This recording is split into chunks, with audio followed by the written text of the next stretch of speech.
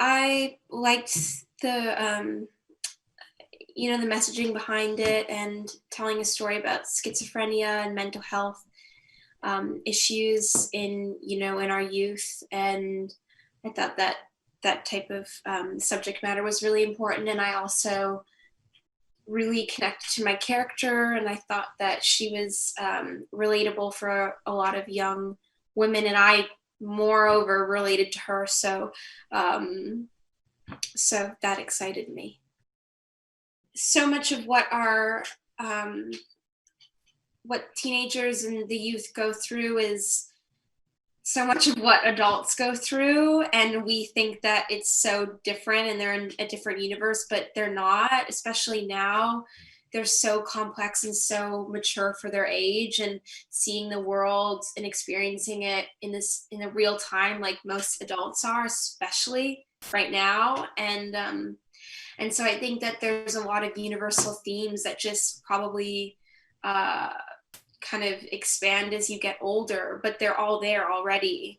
Um, and I have a younger brother. I ask him about things and like specific things, like vaping's a really big thing right now. It wasn't big when I was, younger. So there's specific things, but I really do believe that the core issues remain the same. And it doesn't feel like it's that different. It doesn't feel like there's so much more that didn't already exist, in terms of relatability.